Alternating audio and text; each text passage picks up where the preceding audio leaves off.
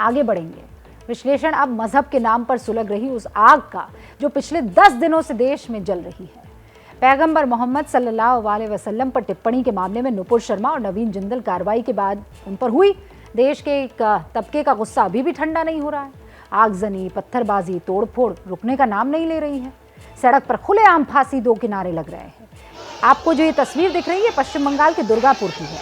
एक धार्मिक भीड़ नुपुर को फांसी दो किनारे लगा रही है, सड़कों को जाम कर रही है। अब दूसरी तस्वीर, ये पश्चिम बंगाल के मुर्शिदाबाद की है, कल की तस्वीर है। यहाँ भीड़ ने सड़क को जंग के मैदान में तब्दील कर दिया है। कोई पत्थर मार रहा है, कोई लाठी डंडों से देश की संपत्ति को तहस नहस कर रहा है। पार्टी से निष्कासन और एफआईआर दर्ज होने के बाद भी इन्हें लगता है कि नुपुर के खिलाफ एक्शन नहीं हो रहा है। सुनिए। हजरत मोहम्मद सल्लल्लाहु अलैहि वसल्लम सबथेके सर्वश्रेष्ठ नेता मुसलमानদের, তাই নুপুর শর্মা বাজে কথা বলেছে, বাজে মন্তব্য করেছে, তার প্রতিবাদে আমরা মিছিল করেছি, প্রতিবাদ মিছিল করেছি।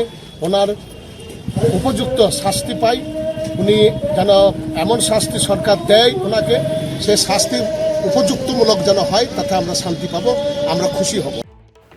विरोध प्रदर्शन के नाम पर पत्थर बरसाने वाली तस्वीरें पिछले 10 दिनों से आ रही है। ये गुस्सा तब भड़का था जब कुछ मुस्लिम देशों ने नुपुर शर्मा के बयान पर एतराज जताया था। हालांकि आज जब हम बात कर रहे हैं, मुस्लिम देश भारत की कार्रवाई से संतुष्ट है, लेकिन देश में कुछ लोगों को मुस्लिम देशों से आई आपत्ति के बाद पैगंबर मोहम्मद सल्लल्लाहु अलैहि वसल्लम विवाद के मुद्दे से ज्यादा अब ऐसा लग रहा है मौका मिल रहा है। ऐसे लोगों को कुवैत से आई इन तस्वीरों को आज जरूर देखना चाहिए, ध्यान से देखना चाहिए। ये तस्वीरें कहीं और की नहीं, कुवैत के फहाहिल शहर की है, जहां शुक्रवार को जब भारत में प्रदर्शनकारी खून खराबे पर उतारू थे, तब कुवैत में भी कुछ लोग नुपुर के खिलाफ प्रदर्शन के लिए सड़कों पर उतरे थे। इस प्रदर्शन में ज्यादातर लोग एशियाई मूल के हैं, यानी भारत, पाकिस्तान और बांग्लादेश के। लेकिन कुवैत सरकार ने, सुनिए, कुवैत सरकार ने इस हरकत को 15 मिनट बर्दाश्त नहीं किया।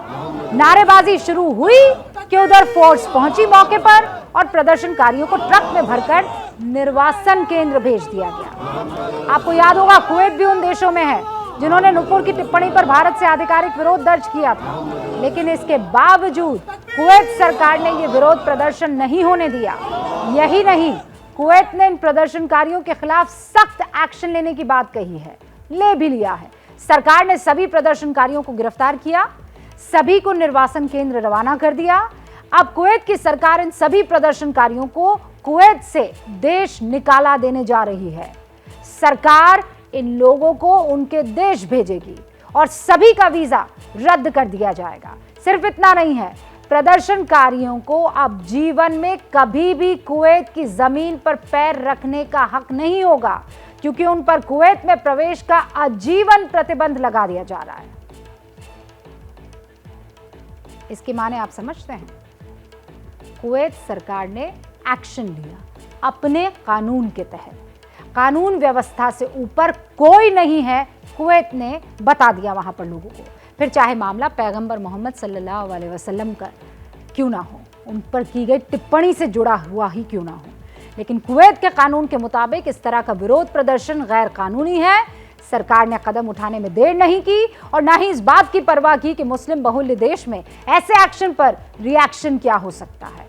अब इसके उलट हमारे देश में अभिव्यक्ति की आजादी का नमूना देखिए। आगजनी, तोड़फोड़ और इन आरोपियों पर जब कानूनी कार्रवाई हो तो कुछ राजनेता अपने वोट बैंक के लिए आरोपियों के साथ खड़े हुए नजर आने में देर नहीं लगाते हैं। अदालत किस लिए है, जज किस लिए है, पुलिस किस लिए है? 15 दिन से नुपुर शर्मा गिरफ्तार नहीं होती और हमारे खिलाफ जजमेंट दे दिया जाता है कि तुम मेन आदमी हो, तुम्हारे घर को तोड़ दिया जाएगा। आफरीन फातिमा के बाप ने किया तो कोर्ट में चलाओ ना केस, सजा दिलाओ उसको, जेल में डालो, कोर्ट में कन्विक्ट कराओ। क्या उत्तर प्रदेश का मुख्यमंत्री, उत्तर प्रदेश का चीफ जस्टिस बन चुका है कि वो फैसला करेगा कि किसका घर तोड़ दिया जाए? मेरे प्यारे नबी के खिलाफ, उनकी तौहीन करने वाले के खिलाफ, या उन अल्फाज को जो हुजूर की शान में गुस्ताखाना कहे गए उनको दोहराना भी गुनाह है। तुम्हारा दुश्मन इंतजार में बैठा है, उसके मंसूबे में मत फंस जाना। किसके मंसूबे में नहीं फंसना है ये आपको तय करना है। राजनेता ही जब ऐसी धर्म वाली राजनीति करते हैं तो इसका असर चौतरफा दिखता है।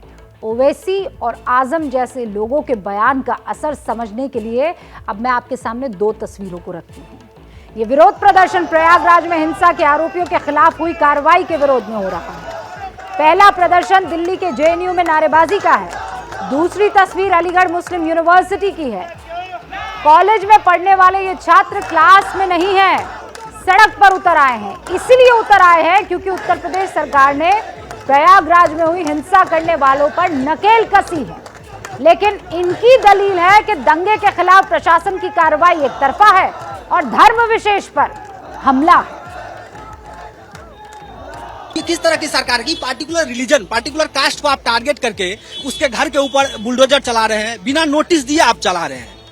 तो इस तरह की सरकार तो तानाशाही की सरकार है। देश की जो दूसरी सबसे बड़ी आबादी है, जो मुसलमान आबादी है, देश की दूसरी सबसे बड़ी, लगातार उसके नाम को लेकर किस तरह से उसे टारगेट किया जा रहा है। पुलिस फायरिंग्स हो रहा है, प्रोटेस्ट में यूपी में अरेस्टिंग्स हो रहा है, घरों को, मुसलमानों के घरों को उजाड़ दिया जा रहा है। आज के वक्त में हिंदुस्तान के अंदर न कोर्ट है, न कोई जज है, न कोई वकील है, सब गवर्नमेंट हो गई है। सरकार को कोई काम नहीं बचा हुआ, सिर्फ जनता को हिंदू मुस्लिम हिपोक्रेसी में उलझाना चाहता है।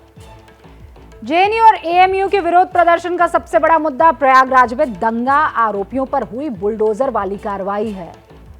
प्रशासन ने जिन लोगों पर बुलडोजर चलाए हैं उसमें प्रयागराज के जावेद पंप के भी घर की तस्वीरें आई थी। जावेद पंप की बेटी आफरीन फातिमा जेएनयू की पूर्व छात्रा है और एक्टिविस्ट है और देश की अदालतों और कानून पर उनका कितना भरोसा है, उनके इस भाषण को सुनकर आप अंदाजा लगाइए। ये जितने भी आज पैरवी कर रहे हैं कोर्ट की, कानून की, जिसके लिए पैरवी कर रहे हैं वो क्या सोचती है कानून और कोर्ट को लेकर, सुनिए। सीए एनआरसी के बाद हम रियलाइज करते हैं कि हमारा कोई भरोसा ही नहीं है किसी चीज पे। कोई सुप्रीम कोर्ट है जो कि पहले बोलती है कि बाबरी मस्जिद के नीचे कोई मंदिर नहीं था, ताला तोड़ना गलत था, मंदिर मस्जिद गिराना गलत था, और फिर बोलती है कि यहाँ पे मंदिर बनेगा।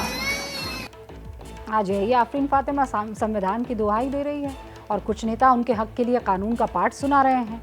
लेकिन ऐसे लोग कुवैत सरकार के एक्शन को जरूर देखें, सबक ले, जिसने एक देश के तौर पर पैगंबर मोहम्मद पर टिप्पणी का आधिकारिक विरोध जरूर जताया, लेकिन इसके नाम पर कानून व्यवस्था हाथ में लेने वालों पर कार्रवाई करने में कोई कसर नहीं छोड़ी, फौरन ली।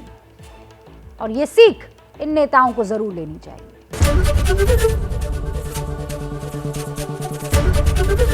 एबीपी न्यूज आपको रखे आगे।